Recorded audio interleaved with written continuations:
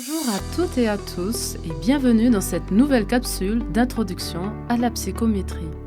La partie théorique achevée, nous poursuivons cette série de capsules en psychométrie avec l'illustration d'un protocole des analyses statistiques et psychométriques qui pourrait être mené dans le cadre d'une étude de validation d'échelle. La première partie de ce protocole d'analyse consiste à la réalisation d'analyses statistiques descriptives. Les analyses statistiques descriptives ont pour objectif de décrire et de résumer un tableau de données. En d'autres termes, ces analyses permettent d'avoir une vue d'ensemble des données. Lors de ces analyses, nous calculons le nombre total de réponses fournies par les participants, le nombre et la proportion de données manquantes par item, le score moyen à chaque item suivi de l'écart type. On peut aussi calculer le score minimum et le score maximum à chaque item. Pour celles et ceux qui travaillent sur R, vous pouvez réaliser les analyses statistiques en utilisant la fonction descript du package MISTY. Et voici l'exemple d'un retour de cette fonction dans la console. On observe qu'il s'agit des résultats de l'étude statistique descriptive d'une échelle comportant 5 items. Dans la colonne N, on observe que les items n'ont pas tous reçu le même nombre de réponses. La colonne NA informe du nombre de données manquantes. On observe qu'il n'y a aucune donnée manquante pour le premier item. Ces résultats laissent entendre que tous les participants ont répondu au premier item, ce qui n'est pas le cas des autres items. La colonne PNA informe du pourcentage de données manquantes pour chaque item. Puis dans la colonne M, on peut lire le score moyen pour chaque item suivi de l'écart type dans la colonne SD. Enfin, ce tableau nous renseigne le score minimum et le score maximum pour chaque item. Dans cet exemple, le score minimum est de 0 et le score maximum est de 1, et ce pour chaque item. Ces deux dernières colonnes laissent entrevoir que l'échelle étudiée donne lieu à des données dichotomiques. Lors de l'étude d'un test sous forme de QCM, nous pouvons aussi calculer la fréquence à laquelle chaque modalité de réponse a été sélectionnée pour chaque item. Autrement dit, nous pouvons calculer le pourcentage de fois que chaque modalité de réponse a été sélectionnée pour chaque item.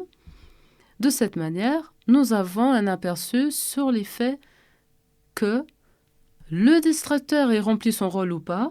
La proposition d'une réponse fausse dans un QCM remplit son rôle de distracteur que si au moins 5% des répondants la choisissent.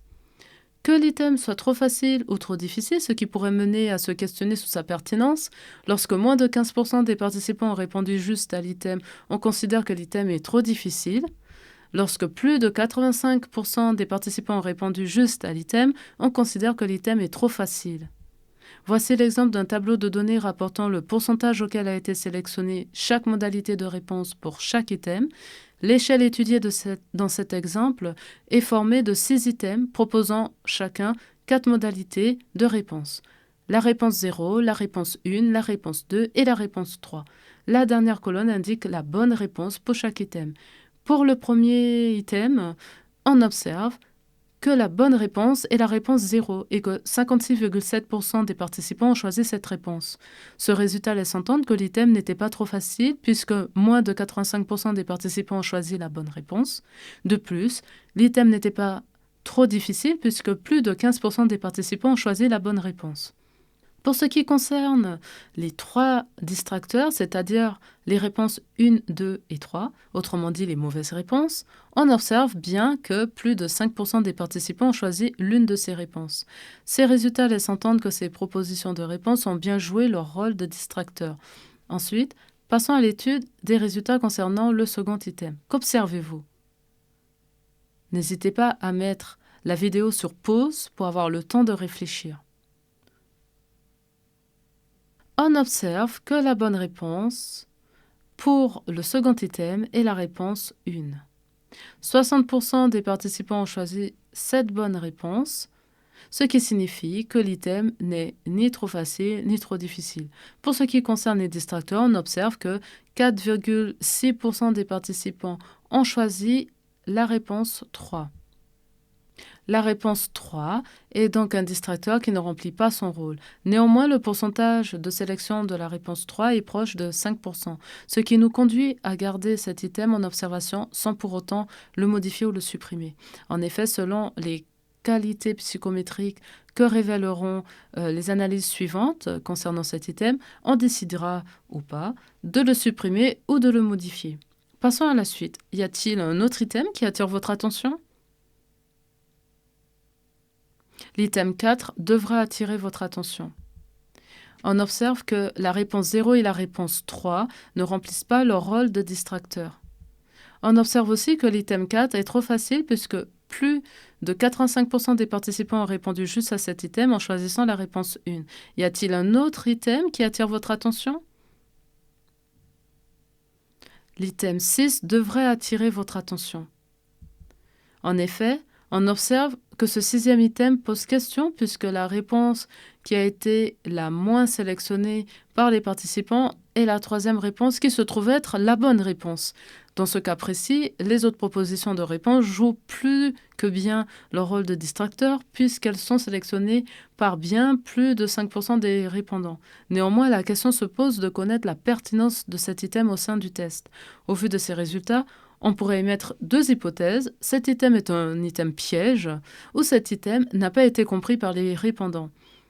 Lors de la construction d'un test ou d'une échelle, une fois testée auprès d'un échantillon de participants, vient l'étape de l'analyse des qualités statistiques de l'outil. Ces analyses sont réalisées en trois parties. Les analyses statistiques descriptives, les analyses psychométriques en théorie classique des tests et les analyses psychométriques en théorie de réponse à l'item. Dans la présente capsule, je vous ai proposé un exemple de protocole qui pourrait être réalisé. Il est important de retenir que le protocole peut légèrement varier en fonction du type d'item que l'échelle propose. Par exemple, l'étude de la fréquence des réponses pour chaque modalité est une méthode que l'on applique lorsque l'on étudie un QCM qui propose 4 à 5 modalités de réponse. Peu importe le type d'item que l'on a construit et ou testé, les analyses statistiques descriptives ont toujours pour objectif de décrire et de résumer un tableau de données. En d'autres termes, ces analyses permettent d'avoir une vue d'ensemble des données. Par conséquent, certains calculs sont automatiquement réalisés, le nombre total de réponses et de données manquantes, le calcul des moyennes et des écarts types, les scores maximum et minimum. Voici 3 références pour ceux et celles qui souhaitent aller plus loin. Dans les 2 articles et l'ouvrage cités ici, les protocoles d'analyse statistique descriptive, mais aussi psychométriques, sont décrits en détail.